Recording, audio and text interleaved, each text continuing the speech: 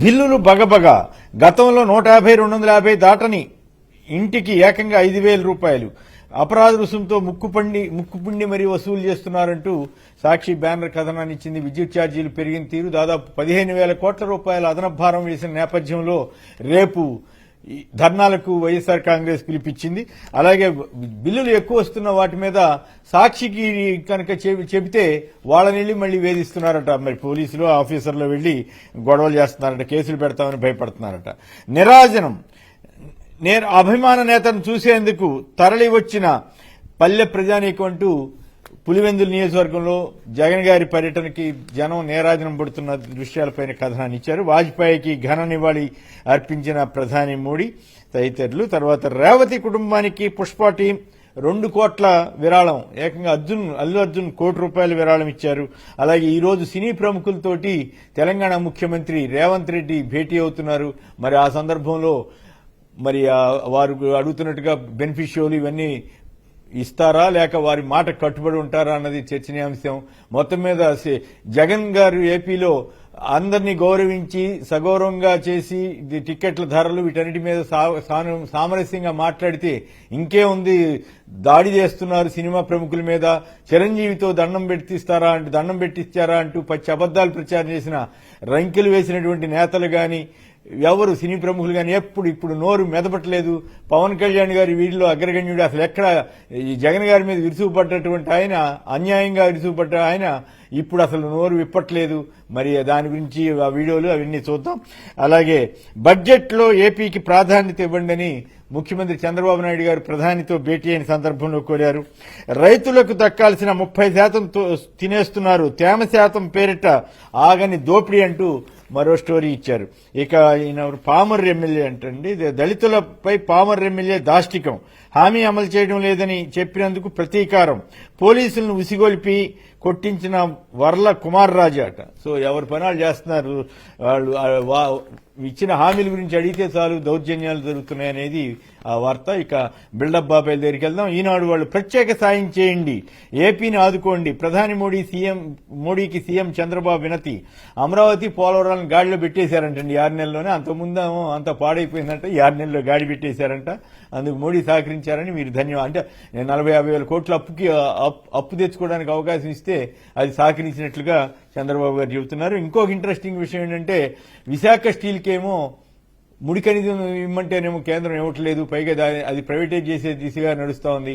ఆ పక్కనే private company Arsenal metal వాళ్ళకి ముడి ఖనిజం ఇమ్మని చెప్పి చంద్రబాబు గారు కోరారు. విశాఖకి అడగట్లేదు. విచిత్రం ఏంటంటే ఆ రోజుల్లో విశాఖ సెంటిమెంటు దాన్ని దెబ్బకొడతారా అంటూ ప్రశ్నించిన చంద్రబాబు గారు, జగన్ గారిపై ఉన్నవి లేని ఆరోపణలు చేసిన చంద్రబాబు గారు ఇప్పుడు అసలు ఊసే ఎత్తకుండా ప్రైవేట్ కంపెనీకి ఇమ్మంటున్నారు. మరోవైపు కర్ణాటకలో కుమారస్వామి గారు భద్రా స్టీల్ ఫ్యాక్టరీకి ఏకంగా 15,000 కోట్ల రూపాయల ఆర్థిక సాయాన్ని కర్ణాటకకి తీసుకెళ్తున్నారు. అయినా మరి ఆంధ్రప్రదేశ్ చాలా న్యాయం జరిగినట్లుగా చంద్రబాబు గారు కానీ మన పవన్ కళ్యాణ్ గారు కానీ వీళ్ళంతా బిల్డప్ ఇస్తున్నారు. ఇక పాట్ల క్రమబద్దీకరణకు పచ్చజెండా అంట, 14,000 పెండింగ్ దరఖాస్తుల పరిష్కారానికి మార్గదర్శకాలు ఇచ్చారంట. ఇది కూడా జగన్ పాలన మీదే పెడుతూ వీళ్ళు తప్పుడు కథనాలు రాస్తున్నారు. ఈ 14,000 పరిష్కారం లేదా ఎల్ఆర్ఎస్ వీటి ద్వారా రాష్ట్ర ప్రభుత్వానికి అదనంగా డబ్బులు వస్తాయని చెప్పకుండా ఈ కొత్త కథనాలు ఇస్తున్నారు. ఇంకా వీళ్ళ వేధింపులు, కక్ష సాధింపులు ఇంత అంతా లేవు. మన గనుల శాఖ డైరెక్టర్ గా పనిచేసిన వెంకటరెడ్డి గారి మీద ఇంకా వీళ్ళు కంటిన్యూ చేస్తూనే ఉన్నారు వీళ్ళ ఆరోపణలు ఇవన్నీ కూడా.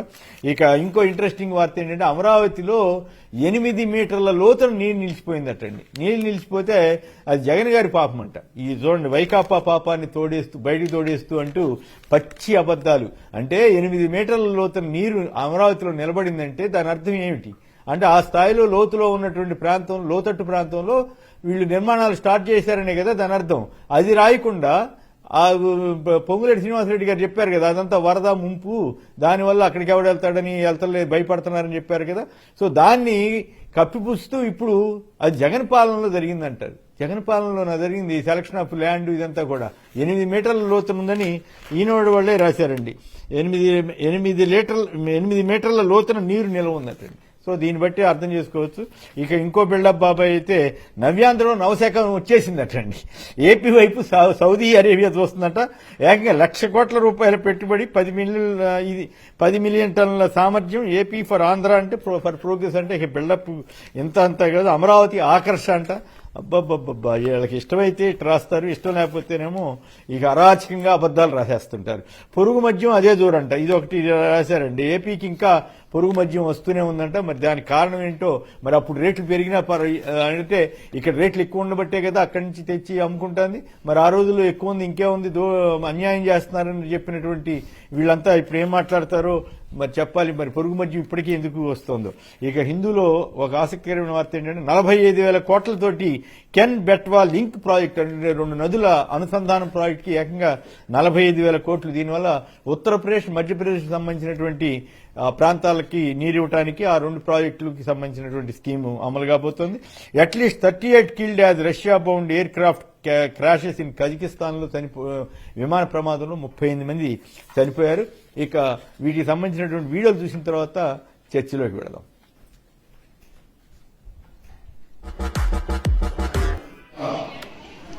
చూస్తున్నాను నేను విశాఖపట్నం నుంచి రాత్రి కూడా నేను ఇంటికి వెళ్తూ ఉంటాను. పడగొట్టు అయిపోతుంది లక్ష్యం. విశాఖపట్నం నుంచి రాత్రి కూడా నేను ఇంటికి వెళ్తూ ఉంటాను. పడగొట్టు అయిపోతుంది లక్ష్యం. రోడ్డు పక్కన ప్రతి మధు దగ్గర చిన్న కుర్రోలు 12, 13, 14 సంవత్సరాల కుర్రవాళ్ళు మొదటి కూర్చొని కంటెంట్ అవుతారండి. కూడా విడిపెట్టుకొని మన దగ్గర వస్తాను. నేను మొహమే చెప్పాను, కాంగ్రాయి కేసులు ఎవరన్నా నా దగ్గర రావద్దు అని చెప్పాను. మన పార్టీ కూడా సరే. To support the family and the boy, and after coming out for his future, all this we thought we should support him with an amount of 2 crores of rupees. That is, when it goes to details, it is 1 crore given by Mr. Allu Arjun and 50 lakhs are given by my 3 movie makers, the producers, and 50 lakhs given by our director Sukumar, and all put together around 2 lakhs. 2 crores being handed over to Dilraju Garu, the FDC chairman Dilraju Garu, and requested him to convey it to the family and advise them rest of the things. ముందుగా అల్లు అర్జున్ కి విరాళం గాని ఇతరత్ర ఆ సంఘటనకు సంబంధించి ఇప్పుడు సినీ ప్రముఖులతోటి రేవంత్ రెడ్డి గారి సమావేశం అవడం గాని, గతంలో జగన్ గారి ప్రభుత్వం ఇట్లాంటి మీటింగులు జరిపి వాళ్ళతోటి అయ్యా ఇక్కడ షూటింగ్లు పెంచండి, ఆంధ్రప్రదేశ్ తరలిరండి అంటే ఇంకే ఉంది, సినిమా వాళ్ళని మీద రైడ్ చేస్తున్నారని ప్రచారం చేసిన, ఒక రకంగా చెప్పాలంటే రంకిలేసినటువంటి వాళ్ళు ఎందుకు నోరు విప్పలేకపోతున్నారు, ఎందుకు మౌనం దాల్చి ఉన్నారు. ఇందాక చూసాం చిరంజీవి గారు రేవంత్ రెడ్డి గారికి నమస్కారం చేస్తున్న తీరు. అలా ఇక్కడ సన్మానం చేస్తున్నప్పుడు జనరల్ గా ఎవరైనా పెడితే ఇంకేముంది, చిరంజీవి గారితో దండం పెట్టించుకుంటాడా అని ప్రచారం చేసిన వాళ్ళు ఇప్పుడు ఎందుకు నోరు మెదపట్లేదు, ఎందుకు, ఏమైంది సినిమా ఇండస్ట్రీని? మరి అక్కడ సినిమా ఇండస్ట్రీ అంత సరెండర్ అయిపోయిందా, లేక రేవంత్ రెడ్డి గారంటే అంత భయపడుతున్నారా?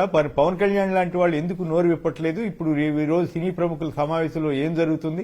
అయినప్పటికి కూడా మేము తగ్గేదే లేదని ఇప్పుడు కోమటిరెడ్డి గారు అంటున్నారు. వాళ్ళు 2 కోట్లు ఇస్తే కాదు 20 కోట్లని కూడా ఆయన అనే పరిస్థితికి వెళ్ళింది. మరి ఈ పరిణామం ఎటువైపు దారితీస్తుంది? ఇది మంచి పరిణామమేనా, లేక ప్రతి ఇన్సిడెంట్ లో కూడా ఇట్లాగే ఈ సినిమా వాళ్ళని కాబట్టి వీళ్ళని గొడవ చేసి వాళ్ళని భయపెట్టి 2 కోట్లు ఇప్పించారు, మరి అన్ని ఘటనలో కూడా ఇట్లాగే ఇప్పించే పరిస్థితి ఉంటుందా? మరి అనేక విమర్శలు ఇటువంటివి కూడా అక్కడ లోకల్ గా వస్తా ఉన్నాయి. ఇక వీటి మీద ముందుగా ప్రసాద్ రెడ్డి గారు చెప్పండి, ఈ పరిణామం మీద సినీ పరిశ్రమ ఎందుకు భయపడుతోందా, లేక పద్ధతిగానే వ్యవహరిస్తోందా? సినీ పరిశ్రమ భయపడుతుందని అనుకోవట్లేదండి, అది లాబియింగ్ చేస్తున్నది. ఎంత దారుణమైన లాబియింగ్ అంటే ప్రభుత్వాలు, కోర్టులు, ఇక్కడ కోర్టులు కూడా నేను విమర్శించదలుచుకున్నా, కోర్టులు, సినిమా వాళ్ళు, వీళ్ళందరూ ఒక నెక్సస్, కోర్టులు నెక్సస్ అవ్వలేదు కానీ కోర్టులు ఏదో రకంగా అంటే ఒక సమస్య మీద స్పష్టమైన తీర్పు ఇవ్వాల్సినప్పుడు అటు చూస్తున్నాయి. కోర్టు ఏంటంటే సామాన్య ప్రజలను లేకపోతే అభిమానులను వాళ్ళని కిర్రెక్కించే విధంగా మీడియా కూడా ఆ వార్తలు రాస్తున్నది, టీవీ ఛానల్స్ లో వార్తలు వస్తున్నాయి, ప్రజలను కిర్రెక్కించి రూపాయల టికెట్ 1300, 2000, 1500. వాళ్ళు ఎవరో కూడా నేను చెప్తాను. వాళ్ళు ఆటో డ్రైవర్లు, టాక్సీలు నడుపుకునే వాళ్ళు, ఉబర్లో పనిచేసే వాళ్ళు, ఓలాలో పనిచేసే వాళ్ళు, జొమాటో టమాటో అమ్మేవాళ్ళు, వీళ్ళందరికీ కిర్రెక్కించి ఫస్ట్ డే సినిమా చూడకపోతే ఏదో ప్రపంచం ప్రళయం వచ్చేస్తుంది అన్నట్టుగా ఒక బిల్డప్ ఇచ్చేస్తున్నారు. అందులో మీడియా పాత్ర కూడా ఉన్నది, ఖచ్చితంగా ఉన్నది మీడియా పాత్ర. ఆ విధంగా దీన్ని ఒక శానిటైజ్ చేయాలి, సెన్సిటైజ్ చేయాలనే ఉద్దేశంతో ఆంధ్రప్రదేశ్ లో జగన్మోహన్ రెడ్డి గారు ప్రయత్నం చేస్తే ఆయన కూడా విపరీతమైన ఒత్తిడి తీసుకొచ్చారండి. ఎంత దారుణమైన ఒత్తిడి అంటే మీకు బాగానే గుర్తుండు, చాలా మంది గుర్తుండు. ఇప్పుడు వాళ్ళు చేసిన పనులే తెలంగాణ ప్రభుత్వం చేస్తుంటే మీడియా మౌనంగా ఉంది, సినిమా వాళ్ళు కూడా మౌనంగా ఉన్నారు. ముఖ్యమంత్రికి చిరంజీవి గారు నమస్తే పెట్టి తప్పేంటండి? తప్ప అది. అంతకుముందు ఆయన ఇంటికి పిలిచి భోజనం పెట్టి సన్మానం చేసి భార్యతో వడ్డించి ఇంత చేశారు కదా, అంటే ఆయన మీద గౌరవం లేదా? ఏదో ఒకమైన రాజకీయం చేయటం. ఇప్పుడు ఇది కూడా రాజకీయమే. రాజకీయం ఎట్లా చేస్తున్నారంటే ఇప్పుడు వాళ్ళకి బాగా పించి చేసేది ఏంటో ఆయన రేవంత్ రెడ్డి గారికి అనుకున్నాడు. ఏంటంటే సినిమా టిక్కెట్లు ధరలు పెరగనివ్వకుండా, స్పెషల్ షోలు వేయకుండా చేయాలని చూస్తున్నాడు. అది చేస్తే ఈ సినిమా రంగంలో ఈ అరాచకం అనేది కంట్రోల్ అవుతుందండి. ఈ అరాచకాన్ని కంట్రోల్ చేయాల్సిన అవసరం ఉంది. In the best interest of the common people. People are misguided or people are led to pay higher price for the ticket. అలా చేయకుండా ఇప్పుడు 1 కోటి 2 కోట్లు అంటే 1000 కోట్లు సంపాదించే వాళ్ళు 1 కోటి 2 కోట్లు ఇవ్వటము, చాలా ఉదారంగా ఉన్నట్టుగా కనిపించడము, ఇదంతా ఒక నటన. నటన వాళ్ళ జీవితంలో ఒక భాగం కదా. నేను ఇలాంటి సినిమా రంగాన్ని అంటే నేనేం వ్యతిరేకం కాదు. సినిమా ఒక కళారంగము, ఖచ్చితంగా అది ఫ్లరిష్ కావాలి. కానీ not at the cost of common people, not at the cost of poor people. ఇప్పుడు ఒక ఇన్సిడెంట్ జరిగింది కాబట్టి రేవంత్ రెడ్డి గారు చేసిన కార్యక్రమాలన్నీ కూడా దాన్ని అరెస్ట్ చేయించడము, ఇవన్నీ కూడా ఎవరైనా సరే నో వన్ ఈజ్ అబౌవ్ లా అనే విషయాన్ని ఆయన అర్థం చేసేలా చేశాడు. దీని వల్లనే ఇంత చర్చ జరుగుతుంది. ఆయన అరెస్ట్ చేయకుండా వదిలేశాడు అనుకోండి, లేకపోతే అరెస్ట్ చేసినంత అది పట్టించుకోడు, కోర్టులో ఏదో అట్లా బయటకు తెచ్చేవాడు. ఇప్పుడు ఏంటంటే స్పెషల్ షోలు వేయకుండా ఆపేయటము, లేకపోతే టిక్కెట్ ధర పెంచకుండా ఆపేయటము, అది జరిగితే సినిమా రంగం పిసికినట్టు అవుతుందండి. వాళ్ళ విశృంఖలత్వానికి, అరాచకత్వానికి అడ్డుకట్ట వేసినట్టు అవుతుంది. నేను అనుకోవటం అంటే with due respect to CM and others, ఈ లాబింగ్ ఏ స్థాయిలో జరుగుతుందంటే ఖచ్చితంగా ఇప్పుడు కాకపోయినా, ఇమీడియట్ గా కాకపోయినా కొద్ది రోజుల తర్వాత అయినా ఈ ఇదంతా ఆగిపోతుందండి. ఏంటి స్పెషల్ షోలు వేయకుండా ఉండటము, లేకపోతే టిక్కెట్ల ధర పెంచకుండా ఉండటం. ఇంతకుముందు గత ప్రభుత్వమే, కేసీఆర్ గారి ప్రభుత్వం కూడా ఒక కమిటీ వేసిందండి. కమిటీ ఏం చెప్పిందంటే, ముందు ఒక ప్రభుత్వం అధికారుల కమిటీ వేస్తుంది, వాళ్ళతో డిసైడ్ చేయాలి, వాళ్ళు అలౌ చేస్తే టిక్కెట్లు ధర పెంచుకోవచ్చు అని చెప్పింది. అది కోర్టుకు వెళ్ళారు. దాని మీద కోర్టుకు వెళ్తే కోర్టు కూడా సరైన స్పష్టమైన తీర్పు ఇవ్వకుండా వాయిదాలు వేసుకుంటూ మొత్తం మీద సినిమా వాళ్ళు మనీ మేకింగ్ మెకానిజాన్ని డిస్టర్బ్ చేయడానికి ఎవ్వరూ ఇష్టపడట్లేదు. రాజకీయ నాయకులు కానీ, కోర్టులు కానీ, సామాజిక కార్యకర్తలు కానీ ఎవ్వరూ మాట్లాడట్లేదు. ఇది చాలా దురదృష్టకరమైన పరిస్థితి అండి. సినిమా టికెట్లు మీరు అంటే ప్రసాద్ రెడ్డి గారు చెప్పండి.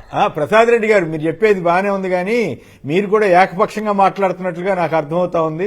ఎందుకంటే సినిమాల్లోకి వెళ్ళి సక్సెస్ అవుతున్న వాళ్ళు 10% మాత్రమే, వాళ్ళంతా కూడా తీవ్రంగా నష్టపోతున్న వాళ్ళు ఉన్నారు. అట్లా అని చెప్పి ఇష్టారాజ్యంగా పెంచుకోమని ఎవరైనా చెప్పం, కానీ బట్ ఒక్క సినిమా వాళ్ళకే ఈ రూల్ వర్తిస్తుందా, మిగతా వాళ్ళకి ఎవరికి వర్తించదా? అవును, ఆరోగ్యకరమైన ఉండాలి ఇక్కడ పాయింట్. ఇక్కడ వృద్ధి ఇది వాపుని మనం అనుకుంటున్నాము. 1-2 సినిమాలు హిట్ అయితే తెలుగు సినిమా రంగం అద్భుతంగా ఉన్నట్ట. హాలీవుడ్ మించింది కాబట్టి వాళ్ళ దోపిడీని ఎలా చేయాలా? నేను ఏకపక్షంగా మాట్లాడట్లేదు, న్యాయంగా మాట్లాడుతున్నాను. నేను అర్థం చేసుకోండి. సినిమా రంగాల్లో కొద్దిమంది నాకే అభ్యంతరం. మీరు ఏ రకంగా నేను చిరంజీవి సినిమాలు అన్ని ఎక్స్ప్లాయిట్ చేస్తున్నారు. ఎవరు అవకాశం ఇచ్చారు? ఇక్కడ పాయింట్ ఏంటంటే కాదు ప్రసాద్ రెడ్డి గారు, ఇక్కడ ఇష్యూ ఏంటంటే చోట్ రెడ్డి గారు మీరు చేయమని మళ్ళీ ఒకసారి చెప్పారు. రేవంత్ రెడ్డి గారు ఒక్క నిమిషం చెప్పండి చెప్పండి.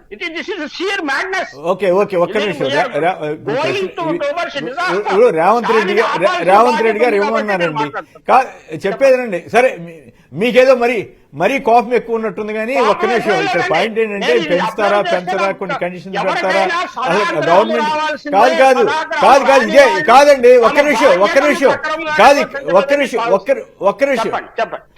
నిమిషం ఓకే అందరూ బాధ్యత వహింటే పర్వాలా.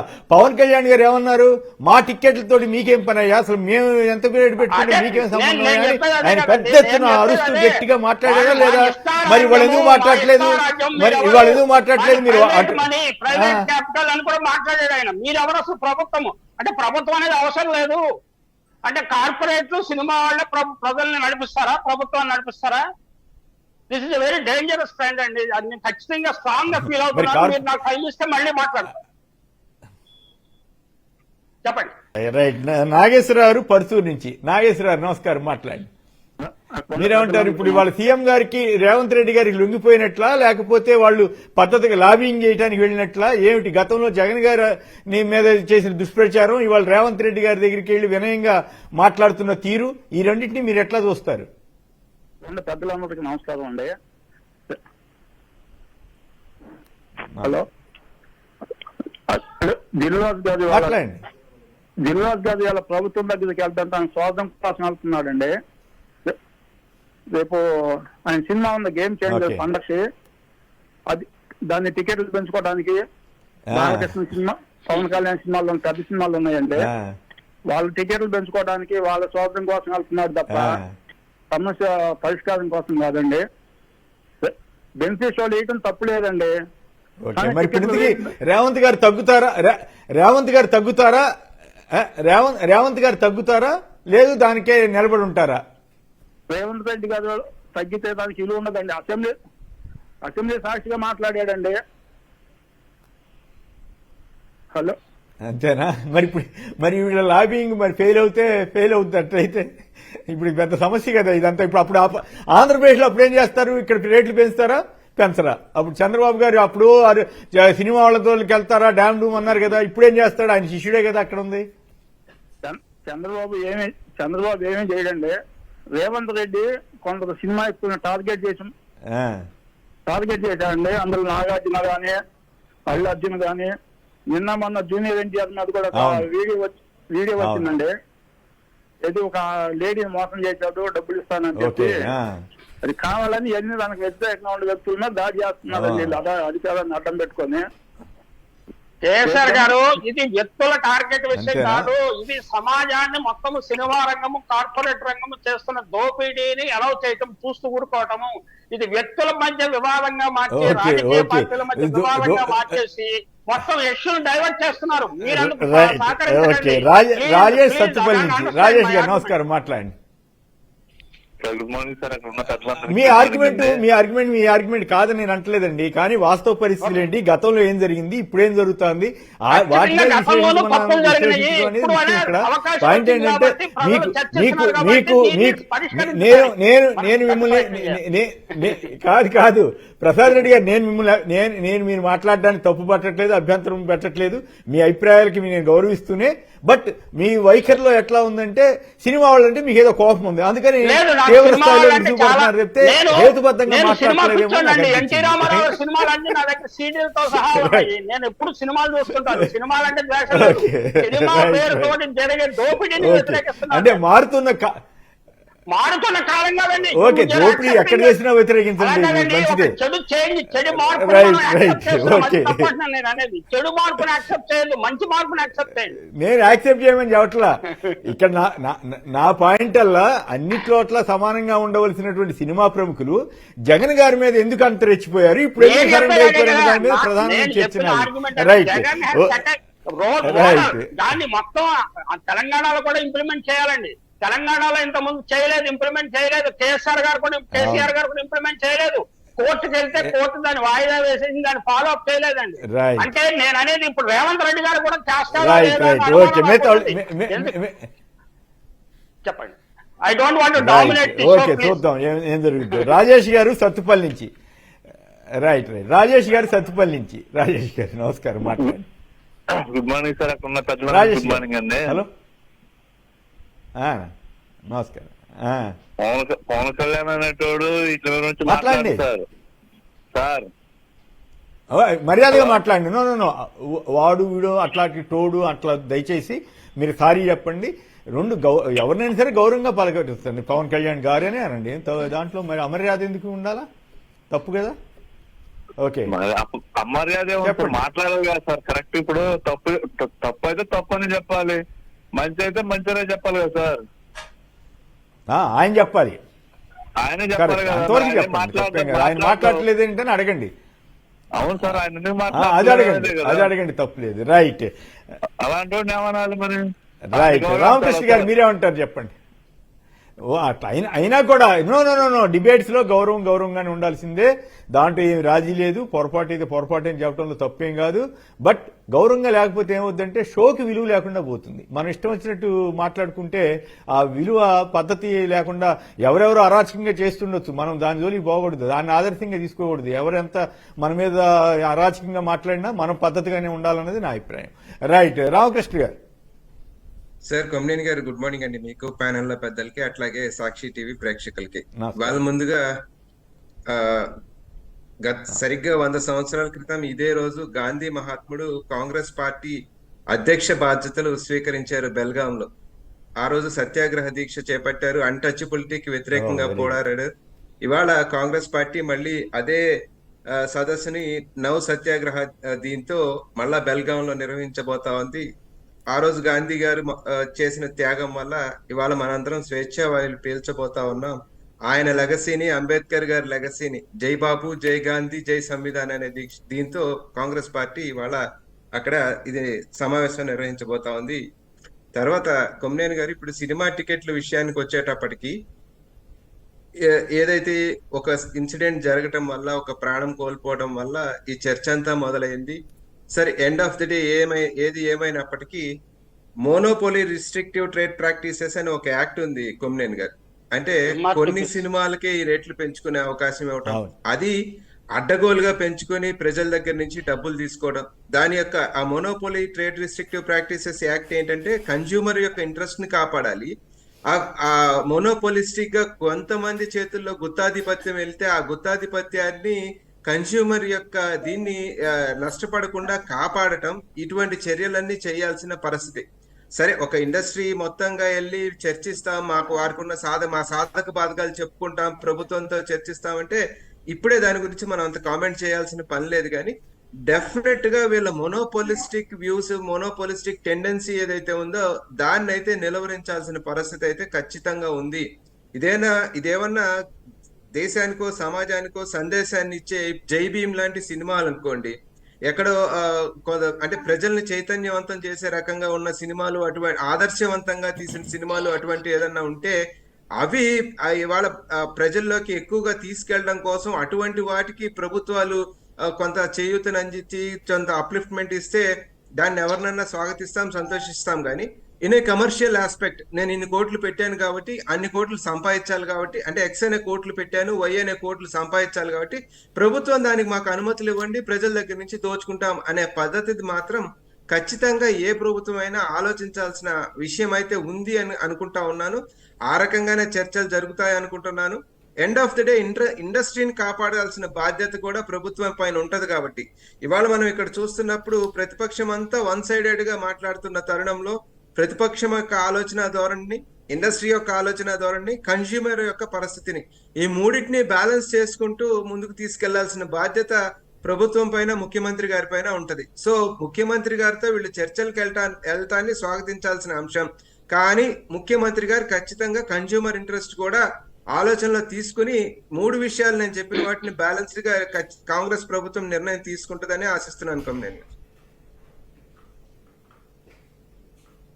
రైట్. అయితే ఇక్కడ అసలు కీలకమైన చర్చ ఏంటంటే, గతంలో జగన్ గారు ఈ ప్రయత్నం చేసి అయ్యా టికెట్ ధరలు మరీ ఎక్కువ ఉంటే మీకే నష్టం అని చెప్పి చిన్న పరిశ్రమకు కూడా ఉపయోగపడే విధంగా ఆయన ప్రయత్నాలు చేస్తే ఇంకేముందని మరి పెద్ద ఎత్తున రంకిలు వేశారు కదా పెద్ద పెద్ద నాయకులు. ఇప్పుడు పెద్ద పెద్ద పదవుల్లో కూడా ఉన్నారు కదా ఆ సినీ ప్రముఖులు కానీ, ఈ నాయకులు కానీ ఎవరు ఇప్పుడు ఎందుకు మాట్లాడట్లేదు, రేవంత్ రెడ్డి గారి దగ్గరికి ఎందుకు చేతులు కట్టుకుని వెళ్తున్నారనే విమర్శలకు గురవుతున్నారు.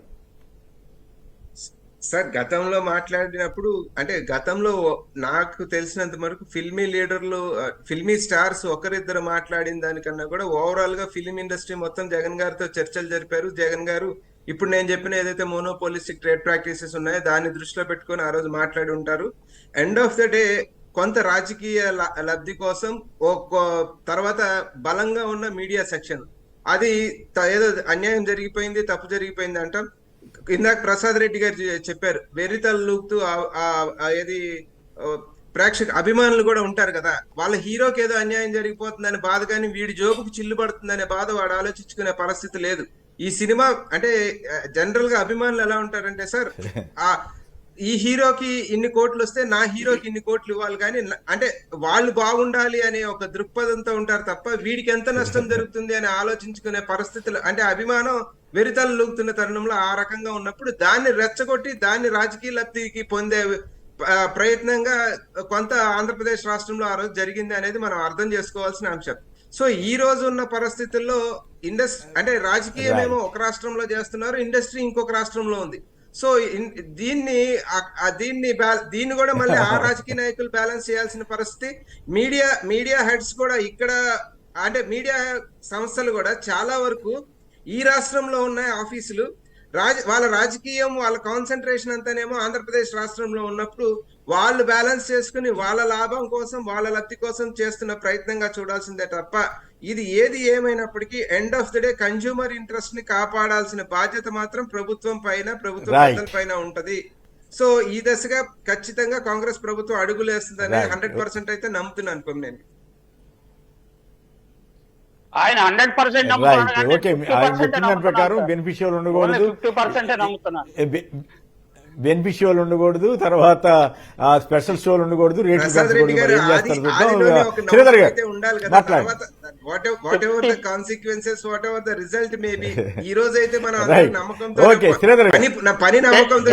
చాలా సంతోషం అండి. చెయ్యరండి, ఏ పార్టీ చేయదు, ఏ ప్రభుత్వం చేయదు. ఓకే ఓకే రైట్ దురదృష్టం, అది దురదృష్టమైన పరిస్థితి. ఓకే శ్రీధర్ గారు. కొమ్మినేని గారు నమస్కారం అండి. అక్కడ ఉన్న ఓకే ఓకే అక్కడున్న పెద్దవాళ్ళకి ప్రేక్షకులకు నమస్కారం అండి. కొమ్మినేని గారు వినపడుతుంది కదా? క్యారియన్ వినపడుతుంది. క్యారియన్ ఇక్కడ మనం ఈ ఒక ఇష్యూనే కాదండి, కొన్ని ఇష్యూస్ మనం కంపేర్ చేసుకోవాలి. జగన్ గారు ఆ రోజు అధికారంలో ఉన్నప్పుడు తీసుకున్నటువంటి ప్రతి నిర్ణయాన్ని కాంగ్రెస్ పార్టీ, అంటే ఆ షర్మిల గారు నాయకత్వం వహిస్తున్నటువంటి పార్టీ ప్రతి నిర్ణయాన్ని తప్పుపట్టింది. అలాగే నిన్న కర్ణాటక స్టేట్ లో బైలింగ్వల్ బుక్స్ ఇదే కాంగ్రెస్ పార్టీ లాంచ్ చేసింది. దీన్ని ఇంగ్లీష్ మీడియమా అది ఇది అని చెప్పి విమర్శించిన శ్రీధర్ అన్న ఒక చిన్న మాట.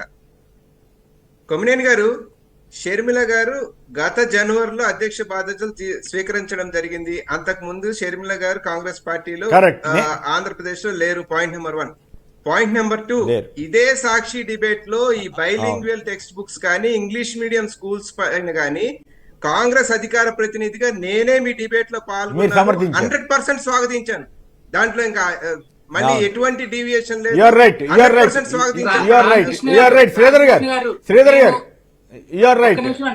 శ్రీధర్ గారు అన్నెసరీగా ఇప్పుడు షర్మిల గారి ఇష్యూ టేకప్ చేయాల్సిన అవసరం లేదు. ఈ ఇష్యూ జగన్ గారికి జగన్ గారి టైంలో ఏం జరిగింది, ఇప్పుడు రేవంత్ రెడ్డి గారి దగ్గరికి వెళ్ళి ఇది సినిమా వాళ్ళకి సంబంధించిన ఇష్యూ మీద మాట్లాడండి. నేను అదే మాట్లాడుతున్నా అండి. ఇప్పుడు తెలుగుదేశం వాళ్ళ ఎజెండాని భుజాన్ని వేసుకొని మాట్లాడారు. 100% నేను చూపించగలను. సో ఇవాళ రోజున అదే కాంగ్రెస్ పార్టీ అక్కడ ఇంప్లిమెంట్ చేస్తుంది. నిన్న మనం ఏదైతే ఇప్పుడు అల్లు అర్జున్ గారి ఇష్యూ తీసుకున్నామో, అల్లు అర్జున్ గారి ఇష్యూని రేవంత్ రెడ్డి గారు ఫస్ట్ అసెంబ్లీలో మాట్లాడుతా కొన్ని ఫ్యాక్చువల్ ఫిగర్స్ ఇవి చెప్పారు. ఏమి చెప్తా ఉన్నారు, ఆయన వచ్చిన తర్వాతే తక్కిసలాట జరిగిందని. ఓకే, ఒప్పుకుందాం. ఇదే స్టాండ్ మిగిలిన అన్ని చోట్ల తొక్కిసలాట జరిగిన వాళ్ళ మీద ఎందుకు ఆయన స్టబర్న్ యాక్షన్ తీసుకోలేదు? This is number 1. నంబర్ 2, నిన్న మాట్లాడుతూ అసెంబ్లీలో నేను సీఎం గా ఉన్నంత వరకు బెనిఫిట్ షోలు వెయ్యము అన్నారు. ఈ స్టాండ్ ఇంకొక 20 రోజులు ఉంచుకోగలరా? ఇంకొక 20 రోజుల్లో చాలా పెద్ద సినిమాలు రాబోతున్నాయి. అదే దిల్ రాజు గారి ప్రొడక్షన్ హౌస్ నుంచి వస్తున్నాయి, అదే చిరంజీవి గారి ప్రొడక్షన్ హౌస్ నుంచి వస్తున్నాయి. ఇదే మాట మీద రేవంత్ రెడ్డి గారు ఉంటారా? నంబర్ 2.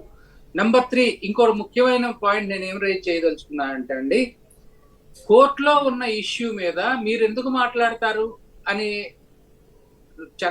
తెలుగుదేశం లాయర్ల నుంచి అందరూ మాట్లాడుతా ఉన్నారు, కాంగ్రెస్ వాళ్ళు మాట్లాడుతా ఉన్నారు.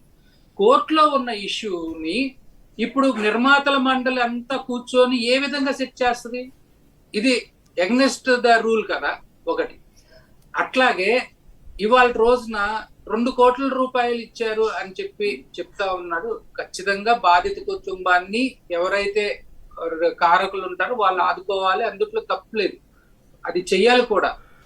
కానీ ద వే చూపిస్తున్న విధానాన్ని చాలా తప్పు పట్టాల్సి వస్తుందండి. ఎందుకోసం అంటే ఇంత ప్రెషర్ పెట్టి ఇంత నిస్సిగ్గుగా ముందొక మాట వెనకొక మాట మాట్లాడుతూ కేవలం వాళ్ళ అహంని ఆధిపత్యాన్ని చూపించడం కోసం ఈ విధంగా చేస్తున్నారనేది ప్రతి ఒక్కళ్ళు మనం కనపడుతూనే ఉంది క్లియర్ గా.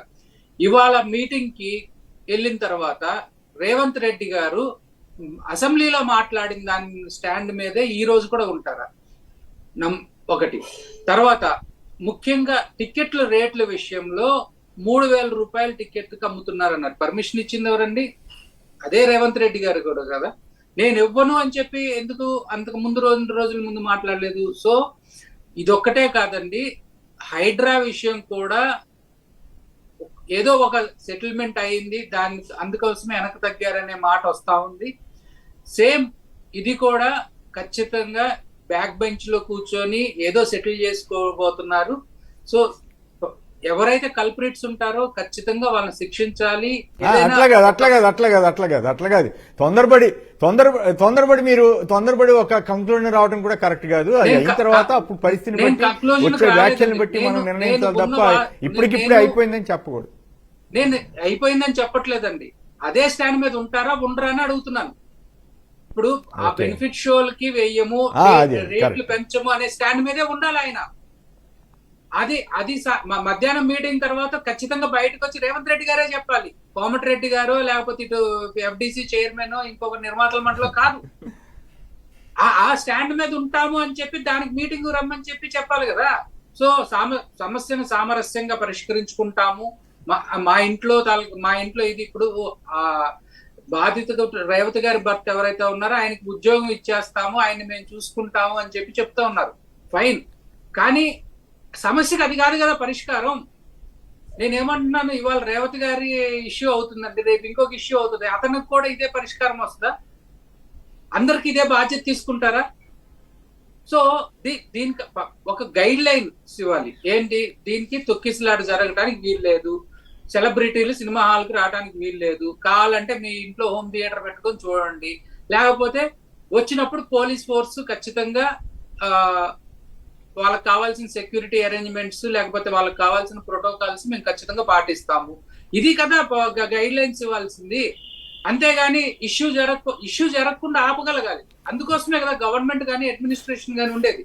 జగన్ గారు ఏం చెప్పారు క్లియర్ గా, ఖచ్చితంగా ఈ ఆంధ్రప్రదేశ్ లో షూటింగ్ చేయండి, దానివల్ల కొంతమందికి మా వాళ్ళకి ఎంప్లాయ్మెంట్ వస్తుంది, మీరు ఇక్కడికి రండి, మీరు రావటం వల్ల విశాఖ కానివ్వండి ఇంకో చోట కానివ్వండి మాకు కొంచెం ఉద్యోగ ఉపాధి అవకాశాలు మెరుగుపడతాయి, దానివల్ల 10 మంది బతుకుతారు. సో అలాంటప్పుడు మా దగ్గర నుంచి మేము కొంత సబ్సిడీలు ఇవ్వడానికి కానీ లేకపోతే ఇలాంటి రేట్లు పెంచుకోవడానికి కానీ మేము అవకాశం ఇస్తాం అని చెప్పి సో ఆ రోజున మాట్లాడలేనటువంటి వాళ్ళు ఈ రోజున ఎందుకు అంత సాగిలా పడిపోయి, అయ్యా బాబు నువ్వే మమ్మల్ని కాపాడాలి, ప్రపంచానికి ఏకైక రక్షకుడు నువ్వే అనే విధంగా ఎందుకు సాగిలి పడిపోతుంది మొత్తం ఇండస్ట్రీ? చిరంజీవి గారు ఇవాళ కాంగ్రెస్ పార్టీ నాయకుడే కదా, అధికారికంగా 2027 వరకు ఆయన కాంగ్రెస్ పార్టీ నాయకుడు. కనీసం ఆయన కాంగ్రెస్ పార్టీ నాయకుడి హోదాలో లేకపోతే తెలుగు సినిమా పెద్ద అని చెప్తున్నారు, ఆయన హోదాలో కనీసం బయటకు వచ్చి ఎందుకు మాట్లాడలేదు? సో ఇవన్నీ కూడా ప్రశ్నలు వస్తున్నాయండి సామాన్య ప్రజల దగ్గర నుంచి. సో ప్రతి ఒక్కటి కూడా మీరు ఏదో అనుకొని ఏదో చేస్తున్నాం అనుకొని ఎవరినో బెదిరించి ఏదో చేయలేదు అనుకొని ఈ బెనిఫిట్ షోలు ఎవరో ఏదో అడిగారని చెప్పి అది అవ్వలేదని చెప్పి బెదిరించారనే మాటలు కూడా వస్తున్నాయి బయటికి. సో వీటన్నిటికి కూడా కంక్లూజన్ ఏంటంటే ఒక గైడ్ లైన్స్ ఇవ్వండి. ఈ సినిమా జగన్ గారు చెప్పారు 100 కోట్ల పైన ఉంటే మీరు బెనిఫిట్ షోకి పెట్టుకోవడానికి ఇది, లేకపోతే టికెట్లు పెంచుకోవడానికి ఇది అని ఒక గైడ్ లైన్స్ ఇచ్చాం మనం. సో ఆ రోజున వ్యతిరేకించినటువంటి సినిమా ప్రముఖులు ఈ రోజున ఎందుకు మాట్లాడట్లేదు? ఇది కదా మనం మాట్లాడాల్సింది, పాలసీ మ్యాటర్. ఓకే, అంటే కాదు ఇప్పుడు దీంట్లో రేవంత్ రెడ్డి గారికి ధైర్యమా, లేకపోతే రేవంత్ రెడ్డి గారికి వీళ్ళు సరెండర్ అయిపోయినట్లా, లేకపోతే ఆయన సరెండర్ అయ్యేలాగా ఆయన చేసుకోగలిగాడా ఏమిటి? ఏమంటారండి? నేను అదే చెప్తున్నా, ఇక్కడ పవన్ కళ్యాణ్ లాంటి వాళ్ళు ఎందుకు మాట్లాడట్లేదు? నేను అదే చెప్తున్నా అండి, తెలుగు ఇండస్ట్రీకి మా సొంతం మేము పట్టుకొని వచ్చామని చెప్పుకునే తెలుగుదేశం పార్టీ గాని, ఓ రంకెలేసి అరిచే పవన్ కళ్యాణ్ గాని ఈ ఇష్యూ మీద ఎందుకు మాట్లాడట్లా? రేవంత్ రెడ్డి దగ్గరికి వెళ్ళి చిరంజీవి దండం పెట్టాడు. ఇవాళ జగన్ గారి దగ్గరకు వచ్చి దండం పెడతాం. ఒక ముఖ్యమంత్రి హోదాలో ఉన్న వాళ్ళకి నమస్కారం పెడతాం, ఒక సంస్కారం అండి. ఆ సంస్కారం లేని మాటలు ఎందుకు మాట్లాడాడు? సేమ్ నేను ఇవాళ అదే అడుగుతా ఉన్నాను పవన్ కళ్యాణ్ గారు, ఖచ్చితంగా మీరు ఎందుకు నోరు మెదపట్లేదు? ఇష్యూ జరిగి కనీసం 15 రోజులు అయిపోయింది. 15 రోజుల నుంచి మీరు ఎందుకు మౌనంగా ఉన్నారు? ఇప్పుడు మీకు నిజంగా తిండి పెడుతుంది, లేకపోతే మీకు గుర్తింపు వచ్చింది, లేకపోతే మీకు హోదా వచ్చింది అంటే కేవలం సినిమా పరిశ్రమ వల్లనే. నేను పెద్ద అన్నయ్య, నేను చిన్న అన్నయ్య అని మీరు చెప్పుకుంటా, మీరు ఎందుకు మాట్లాడట్లేదు ఈ ఇష్యూ మీద? మీ సపోర్ట్ చూసుకొని కదా ఆయన ఇవాళ రేవంత్ రెడ్డి ఆ విధంగా రెచ్చిపోతా ఉన్నాడని నేను అడుగుతా ఉంటే మీరు ఏం సమాధానం చెప్తారు? ఒక ఇండస్ట్రీ, సినిమా ఇండస్ట్రీలో వాళ్ళని ఎందుకు మీరు ఈ విధంగా మీరు ఆయన కాదు, పవన్ కళ్యాణ్ గారు కాదండి, కాదు పవన్ కళ్యాణ్ గారే కాదు, చంద్రబాబు గారు కూడా ఎంత దుష్ప్రచారం చేశారు. చిరంజీవి గారికి ఏదో జరిగిపోయింది, సినిమా వాళ్ళని ఇట్లా చేస్తున్నారు అట్లా చేస్తున్నారని కూడా ఆయన ఆ రోజుల్లో తీవ్ర స్థాయిలో విమర్శలు చేసేవారు కదా ఆయన. కానీ ఒక సినిమా హీరో నేను కిరాణా కొట్టు పెట్టుకుంటా అన్నాడు. ఒక సినిమా పాటలు రాసే ఆయన, మ్యూజిక్ కొట్టే ఆయన కబంధ హస్తాల్లో నలిగిపోతుందని మాట్లాడాడు. ఇంకొక ఆయన ఇంకొక మాట మాట్లాడాడు. నేను అడుగుతా ఉన్నా స్ట్రైట్ గా వీళ్ళందరినీ కీరవాణి గారు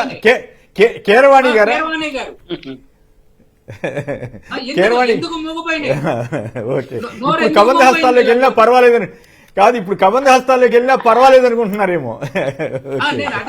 రైట్, విజయమ్మ గారు విజయవాడ నుంచి. విజయమ్మ గారు నమస్కారం. వ్యక్తి మీద ద్వేషమా? ఒక వ్యక్తి జగన్ గారు తీసుకున్న ఒక నిర్ణయం మీద మీకు ద్వేషం? ఇదే ఇంగ్లీష్ మీడియం మీద, ఇదే తెలుగు ఇండస్ట్రీ వాళ్ళు మొత్తం, సినిమా ఇండస్ట్రీ మొత్తం ఏ విధంగా మాట్లాడారండి? ఇవాళ ఎందుకు కర్ణాటకలో పెడితే ఎందుకు మాట్లాడలేదు?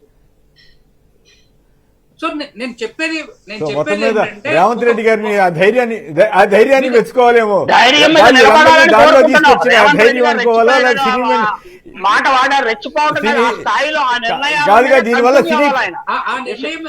నిర్ణయం మీద ఎందుకు మాట్లాడరు? కాదుగా, దీనివల్ల మళ్ళీ కాదు అట్ ది సేమ్ టైం దీనివల్ల సినీ పరిశ్రమ సంక్షోభంలో పడకుండా తీసుకోవాల్సిన జాగ్రత్తలు కూడా ఉంటాయి కదా. టికెట్ రేట్లు లేకుండా 4-5 సంవత్సరాల నుంచి ఉంది ప్రాసెస్. అంతకుముందు బ్లాక్ మార్కెటింగ్ అనేవాళ్ళం కదా మనం. టికెట్ల గురించి కాదు, ఓవరాల్ గా నేను చెప్తాను. మార్కెటింగ్ అది, అదే బ్లాక్ మార్కెటింగ్ గ్లోరిఫైడ్ గా చేస్తున్నారు వీళ్ళు. నేను ఓవరాల్ గా చెప్తున్నాను, వ్యవస్థీకరించారు బ్లాక్ మార్కెటింగ్ ని. నేను ఓవరాల్ గా చెప్తున్నాను. ఓకే, సమాజం చాలా యాక్సెప్ట్ చేస్తా ఉంది, చాలా వ్యతిరేకిస్తా ఉంది, అన్ని జరుగుతున్నాయి. మరి ఆ రోజు పవన్ కళ్యాణ్ గారు ఏంది ఇట్లా మాట్లాడుతున్నారని ఏమన్నా అడిగారా? చంద్రబాబు గారు ఎట్లా మాట్లాడుతున్నారని అడిగారా? రైట్, శ్రీధర్ గారు రైట్ ఒక్క నిమిషం, నేను జనరల్ గా మాట్లాడుతున్నాను. శ్రీధర్ గారు ఒక్క నిమిషం మీరందరూ ఆగండి. ఒక కాలర్ లైన్ లో ఉన్నారు.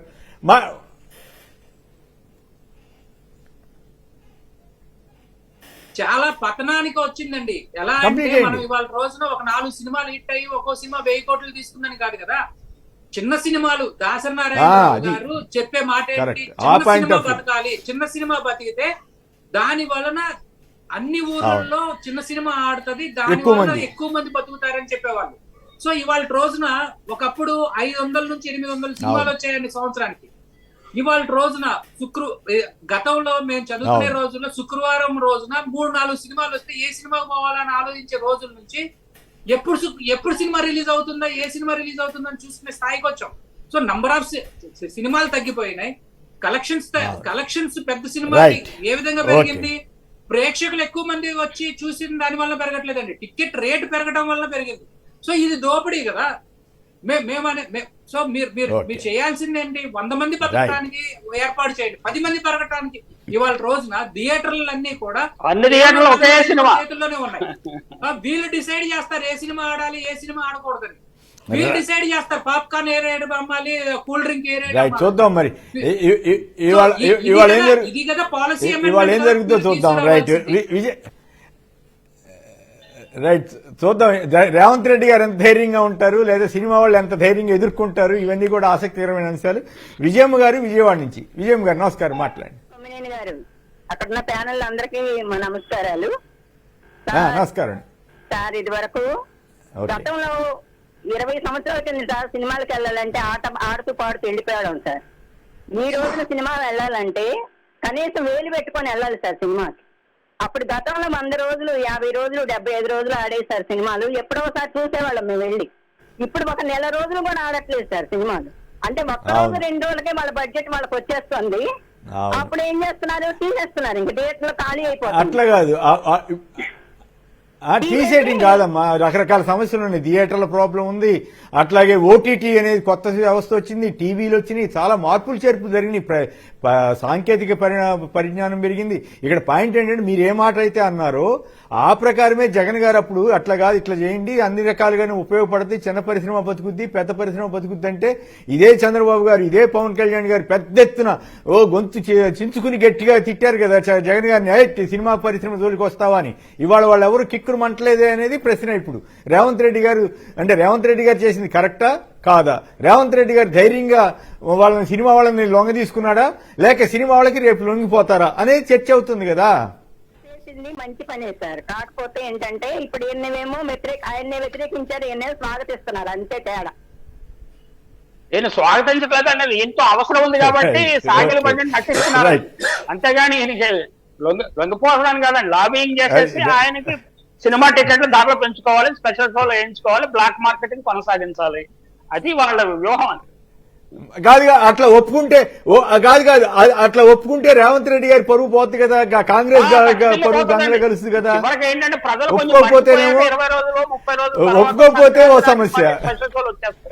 స్పెషల్ షోలు వచ్చేస్తాయి సార్, మీకేం డౌట్ లేదండి కేఎస్ఆర్ గారు. అంటే ఇక్కడ నాకు వచ్చిన డౌట్, ఒకవేళ అట్లా కాదు ఇక్కడ వచ్చిన డౌట్, ఒకవేళ రేవంత్ రెడ్డి గారు ఒప్పుకోలేదు అనుకుందాం, చంద్రబాబు గారు నేను ఇష్టాన్ని రండి అంటున్నాడు అనుకున్నాం, అప్పుడేమవుద్ది? అప్పుడు ఏపీలోనే రేట్లు పెంచి అక్కడ పెంచకపోతే దాని ఎఫెక్ట్ ఉంటుందా? చంద్రబాబు గారు ఇక్కడ మరి వాళ్ళకి అనుకూలంగా మాట్లాడతారా, లేక రేవంత్ రెడ్డి గారు శిష్యుడు కదా అని ఆయనకే సమర్థిస్తారా? చంద్రబాబు గారు ఏం మాట్లాడండి, మౌనంగా జరగాల్సిన కార్యక్రమం జరుపుతారు. తెలంగాణ కంటే ఆంధ్రాలో కలెక్షన్స్ ఎక్కువ సినిమాలకి, ఆ విషయం కూడా మనం గమనించుకోవాలి. అయితే ఆంధ్రప్రదేశ్ మీద వాళ్ళకి ఎందుకు దృష్టి లేదంటే ఇక్కడ సెటిల్ అయిపోయారు, ఇక్కడ నడిచిపోతా ఉంది. ఆంధ్రప్రదేశ్ విశాఖకి వెళ్ళాలి, ఇదంతా ఆలోచన లేదండి వాళ్ళకి.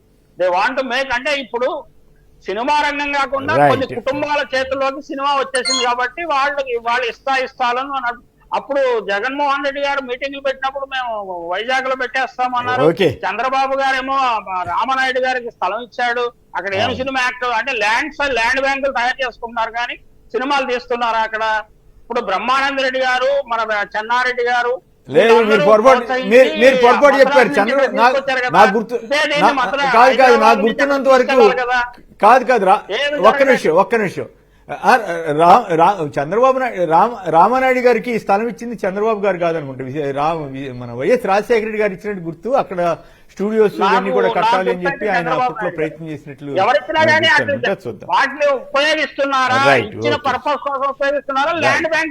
రైట్. ఓకే, ఇప్పుడు మాట్లాడండి ప్రసాద్ రెడ్డి గారు, మీరు ఇందాక చెప్పదలిచారు.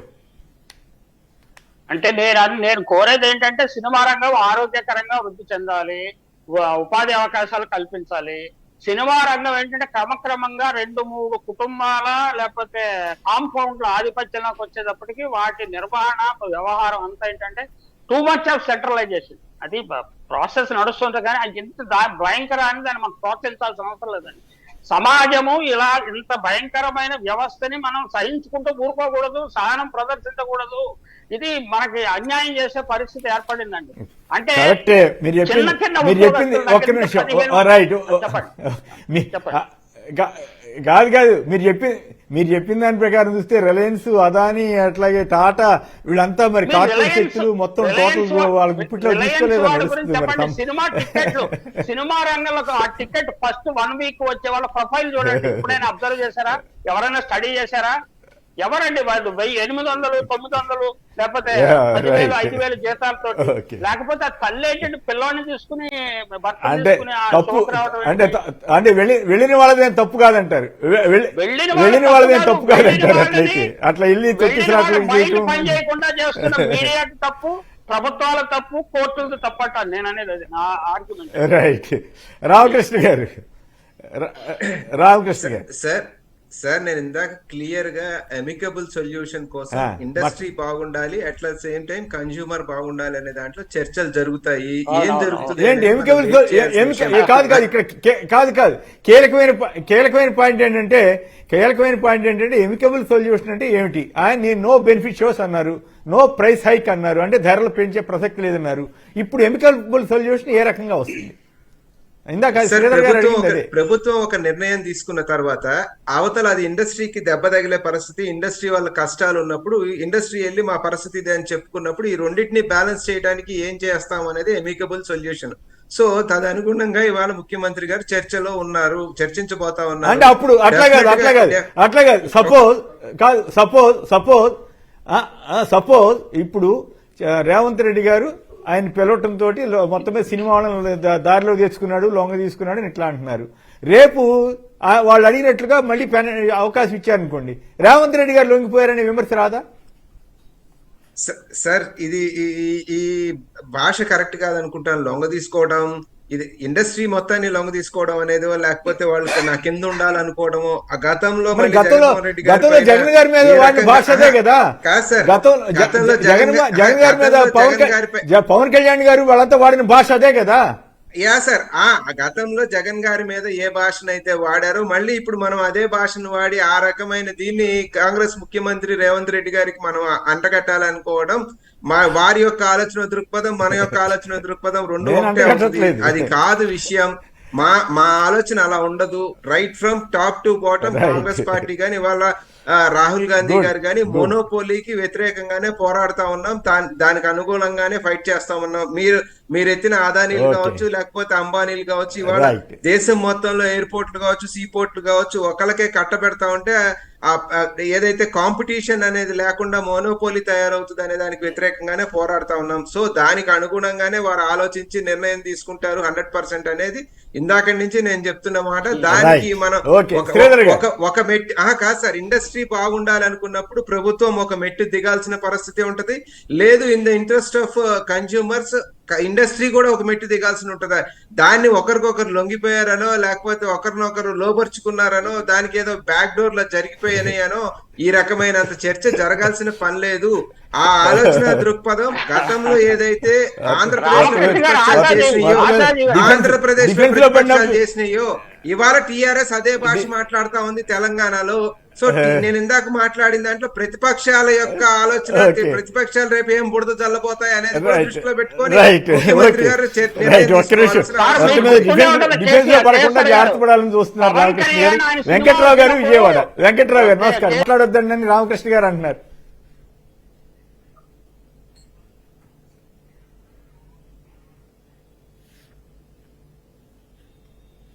శ్రీధర్ గారు మీరు ఎవరిని అడిగారు ప్రశ్న?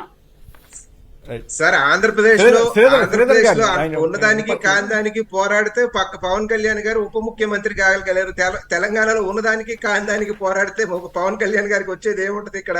సో స్వార్థంతో కూడిన రాజకీయ లబ్ధి అని ఇందాక నేను క్లియర్ గా చెప్పిన తర్వాత పవన్ కళ్యాణ్ గారు ఇక్కడ మాట్లాడటం మచిలీపట్నం పోరాడినట్లా అబద్ధాలు ప్రచారం చేసినట్లా కాదు ఆయన పోరాడినట్లా అబద్ధాలు ప్రచారం చేసినట్లా ఇష్టం వచ్చినట్లు మాట్లాడినట్లా అనేది కూడా ఆలోచించుకోవాలి. ఇక్కడ పోరాడితే వ్యతిరేక ప్రచారం చేస్తే నేనేమన్నా అయిందానికి కానీ రవి ఏమవుతుంది? నిజమైన పోరాటం అవుతుందా? నిజంగా సమస్య ఉండి ప్రజల పక్షాన్ని నిలబడింది నిజమైన పోరాటం అవుతుంది. సో అక్కడ ఆయన పొలిటికల్ ఇంట్రెస్ట్ ని ఎత్తుక్కున్నాడు కాబట్టి ఆయన పొలిటికల్ ఇంట్రెస్ట్ కి అనుగుణంగా ఒక తార్ రోడ్ వేసుకున్నాడు. దానికి Chandrababu Naidu garu at the same time Bharatiya Janata Party స్నేహహస్తాన్ని అందించినాయి. ఆయన లక్ష్యాన్ని కొంత మేరకు అక్కడ నెరవేర్చుకోవడం జరిగింది. ఇక్కడ వేరే తెలంగాణలో అతనికి లక్ష్యమే లేదు కదా. తెలంగాణలో లక్ష్యం లేనప్పుడు అతను వచ్చి ఎందుకు మాట్లాడతాడు? More over Bharatiya Janata party and TRS మొత్తంగా వ్యాపారం ఉంది కదా, అలయన్స్ పార్ట్నర్. సినిమా వ్యాపారం జనతా పార్టీ మొత్తంగా ప్రభుత్వానికి and at the same time మనుషులు చచ్చిపోయినా పర్వాలేదు కానీ ముఖ్యమంత్రి గారు నిర్ణయం తీసుకోకూడదు అనేది భారతీయ జనతా పార్టీ స్టాండ్ తెలంగాణలో. సో వాళ్ళు మిత్రపక్షం స్టాండ్ కి అనుకూలంగా ఉంటాడా? మిత్రపక్షం స్టాండ్ అంటే అట్లా కాదు కాదు. మీరు పూర్తిగా వన్ సైడ్కి వెళ్ళకూడదు. గురుకులాల్లో 49 మంది చనిపోయారు అని వాళ్ళు చెప్తున్నారు. అది అవునా కాదా? ఒకవేళ అది కరెక్ట్ అయితే మరి వాళ్ళకి కూడా ₹1 కోటి 2 కోట్ల చొప్పున గవర్నమెంట్ ఇస్తుందా? మరి గవర్నమెంటే బాధ్యత వహించాలి కదా. మరి ఎవరిస్తున్నారు? ఇక్కడ సినిమా వాళ్ళు మీకు వాళ్ళ మీద రైడ్ చేసే అధికారం ఉంది కాబట్టి రైడ్ చేసి కోట్లు ఇప్పించారు. ఓకే, సంతోషం. వెళ్ళిన వాళ్ళకి తప్పు లేదన్నారు. ఓకే, నాకేం అభ్యంతరం లేదు. అర్ధరేత్రిగాడు అపరేత్రిగాడు పిల్లల్ని వేసుకుని వెళ్ళడం కరెక్టా కాదనేది దాన్ని ఖండించుతారా లేదా అనేది వేరే విషయం. కానీ మరి గురుకులాల్లో చనిపోయిన వాళ్ళ సంగతి ఏంటని అడుగుతున్నారు బీఆర్ఎస్ కానీ బీజేపీ వాళ్ళు కానీ. దానికి సమాధానం ఇంతవరకు ఎక్కడ ముఖ్యమంత్రి గారు కానీ కోమటిరెడ్డి గారు కానీ ఇంతవరకు చెప్పాలి. అందువల్ల ఈ సమస్యలన్నీ వస్తూ ఉంటాయి. రైట్, రవి గారు మజిపట్నం నుంచి. రవి గారు నమస్కారం సార్. పెద్దలందరికీ కొమ్మినేని శ్రీనివాస్ గారికి అందరికి నమస్కారం అండి.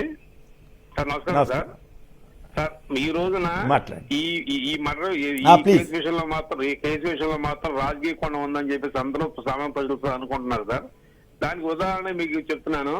2 విజువల్స్ ఈ రోజు సాక్షి టీవీ 2 విజువల్స్ వస్తున్నాయి సార్. 2 విజువల్స్ లో ఒకటి, ఆ రోజు జగన్మోహన్ రెడ్డి గారు సినీ ప్రముఖులందరినీ పిలిచి ఇంటికి పిలిచి భోజనం పెట్టి చాలా కప్పి దండం పెడితే తప్పు అన్నవాళ్ళు. ఈ రోజు అదే చిరంజీవి వెళ్ళి వాళ్ళ రేవంత్ రెడ్డిని కలిసి చాలా కప్పుతుంటే దండం పెడుతుంటే పెద్ద నమస్కారం కూడా చేయకుండా ఫోటో పోస్తున్న విజువల్స్ మన టీవీలో కనపడుతున్నాయి సార్. ఈ రోజు ఇదే సినీ పెద్దలు, ఈ సినీ ప్రముఖులు ఎవరైనా సరే ఈ రోజు అట్లా కాదు. అదే రేవంత్ రెడ్డి గారు లేదు రేవంత్ రెడ్డి గారు తప్పు చేశాడు నేను అంటలా. కానీ జనరల్ గా అట్లా జరుగుతూ ఉంటే అప్పుడు ఊరికే ఇట్లా తిరుగుతారు. అంత మాత్రం చేస్తే రేవంత్ రెడ్డి నమస్కారం పెట్టలేదని మనం అనుకోకర్లా. కానీ ఇక్కడ జగన్ గారి మీద ఆ రకమైనటువంటి దారుణమైనటువంటి దుర్మార్గపు దుష్ప్రచారం చేశారు కాబట్టి దీన్ని చూపించాల్సి వస్తుంది తప్ప వేరే ఉద్దేశం. రేవంత్ రెడ్డి గారు తప్పు చేశారని నేను అంటలేదు. ఓకే, కంప్లీట్ చేయండి. ఈ రోజు ఏమైనా మాట్లాడగలరా? ఎవరైనా ప్రముఖులు దాని గురించి స్పందించగలరా? ఇంకోటి సార్, ఏమన్నా సామాన్య ప్రజలు ఉన్నదని చెప్పండి సార్. రాష్ట్రంలో సామాన్య ప్రజలు ఉన్నది ఏంటంటే వైఎస్ఆర్ పార్టీకి అనుకూలంగా అతను ప్రచారం చేశాడు. నంద్యాల చేసిన దానికి అనుగుణంగానే ఈ రోజున కష్టాత్మక చర్యలుగా జరుగుతుందనేది సామాన్య ప్రజల్లో ఉంది ఈ రోజున. అది మాత్రం వాస్తవాన్ని కూడా అందరూ అనుకుంటున్న పరిస్థితి. Right, okay. తెలుగుదేశం వాళ్ళకి మరి మొత్తం చాలా మంది యాక్టర్లు ప్రచారం చేశారు. అంత మాత్రం చేత జగన్ గారు వాళ్ళని ఏమన్నా చేశాడా? మరి ఇప్పుడు అంత దుర్మార్గంగా ఉండకూడదు కదా. రైట్, ఫైనల్ గా శ్రీధర్ గారు ఇక్కడ రేవంత్ రెడ్డి ఇందాక రామకృష్ణ గారు మాట్లాడతా రేవంత్ రెడ్డి గారు కొంచెం తగ్గుతారంటున్నారు. రేవంత్ రెడ్డి గారు ఏమి చిన్న సైజ్ గుమస్తా కదండి. ఆయన స్టేట్ పాలసీ మేకర్, ముఖ్యమంత్రి. ఒక్క నిమిషం. ఆయన ఒక పాలసీ మేకర్ గా ఆయనకి తెలుసు ఇండస్ట్రీ ఎంత పెద్దది, దానికి వచ్చే బాధలు ఏంటి అని. అలాంటి తెలిసినప్పుడు ఒక స్టేట్మెంట్ ఎక్కడ బయట ఎక్కడో చిట్చాట్లో మాట్లాడేది వేరు, ఫ్లోర్ ఆఫ్ ద హౌస్ నిండు సభలో నేను ముఖ్యమంత్రిగా ఉన్నంత కాలం తగ్గించే ప్రసక్తి లేదు, బెనిఫిషియల్కి ఇచ్చేది లేదు అన్నారు. సో ఇక్కడ మేము రేవంత్ రెడ్డి గారిని అందరూ ప్రజలు 2 రకాలుగా చూస్తున్నారండి. ఒకటేంటంటే చంద్రబాబు నాయుడు అనంగ శిష్యుడిగా చంద్రబాబు నాయుడు ఫోన్ కాల్లో ఏం చెప్తే అది చేసే ఆయన మాట్లాగా. రెండోది వచ్చేసి ఒక నాయకుడిగా ఎవరి సపోర్టు లేకుండా అచంచల్గా ఒక ముఖ్యమంత్రి స్థానానికి ఎదిగిన ఒక నాయకుడిగా ఒక ఆల్టర్నేటివ్ కేసీఆర్ కి ఒక ఆల్టర్నేటివ్ పర్సన్ గా ఎదిగారు అనేది 2 రకాలుగా చూస్తున్నారు. సో ఈ 2 రకాలుగా చూస్తున్నప్పుడు ఆయన మీద ఉన్నటువంటి చెడు మార్కుని ఉపయోగించుకొని ముందుకెళ్తారా, లేకపోతే మంచిగా నేను ఒక నాయకుడిగా ఎస్టాబ్లిష్ అయిపోయాను, తెలంగాణ కాంగ్రెస్ కి నేను ఒక సింగిల్ సోర్స్ గా ఉన్నాను అనేది ఎదుగుతారా అనేది ఆయన చేతిలో ఉంది. సో ఇక్కడ మేము క్లియర్ గా చెప్పేది ఏంటంటే మా వరకు జగన్ గారు మా నాయకుడు, మేము గర్వంగా చెప్పగలం. ఏదైనా ఒక డెసిషన్ తీసుకుంటే తప్పో ఒప్పో ఆ పాలసీ మీద మేము మాట్లాడతాం. ఆ పాలసీని ఇంప్లిమెంట్ చేయటమే జగన్ గారి బాధ్యతగా తీసుకుంటారు. ఎక్కడా కూడా ఏ పాలసీ మీద కూడా ఆయన వెనక్కి తగ్గలేదు. రేవంత్ రెడ్డి గారు అనేక బోల్డ్ డెసిషన్స్ తీసుకున్నారండి. ఆ బోల్డ్ డెసిషన్స్ కి నిలబడ్డాడు. దీన్ని కూడా నిలబడాలని కోరుకున్నాం. సో మాకు ఇండస్ట్రీ మీదో లేకపోతే ఇంకో పార్టీ మీదో లేకపోతే ఇంకోటో కాదండి. రైట్, సో ఆ ఇండస్ట్రీ ఆ స్టాండ్ మీద ఆయన ఓకే, నిలబడలేదు. టైం అయిపోయింది. తెచ్చుకున్నట్టు అవుతుంది.